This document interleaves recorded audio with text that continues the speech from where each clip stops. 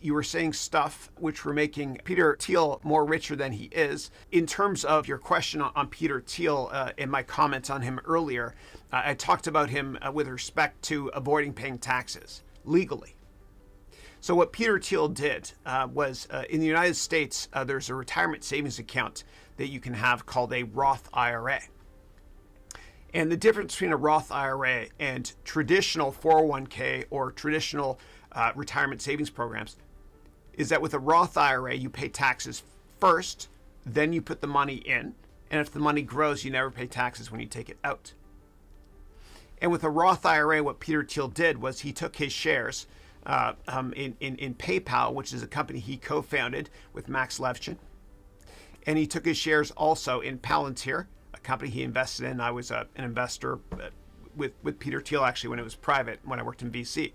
But what he did with his investments in Palantir, as well as with PayPal, is he put those shares directly into his Roth IRA. Now, you can put a maximum of $6,000 or so into a Roth IRA every year. And so he paid taxes first, then he put the shares in at like 0.0001 penny per share. And it's worth $5 billion, just those two assets in his Roth IRA as well.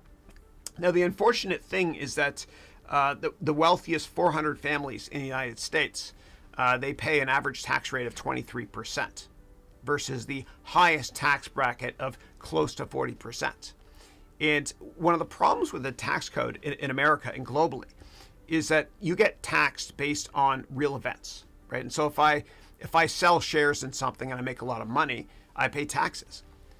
But if you don't sell shares and your net worth just increases a lot every year because the price goes up in the shares you own, you don't pay taxes. There's no taxable event.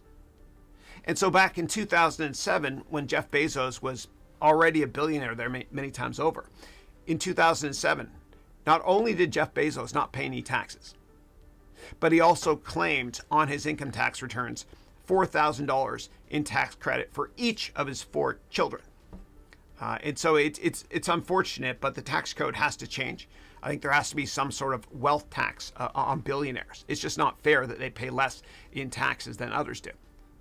And even Warren Buffett has publicly disclosed that it's not fair and that his assistant pays way more in taxes percent-wise than he does. Yeah. And for more details on that, you can just go to my website, haroonmba.com, and do a search on taxes up in the search menu there. And I've done over 10,000 questions that have been indexed over the past couple of years on all major business and personal growth topics. You can always search there for more details. And if you're in one of my MBA programs, you can also search there on any key topic and then click to go right to where I talk about that in the MBA program as well.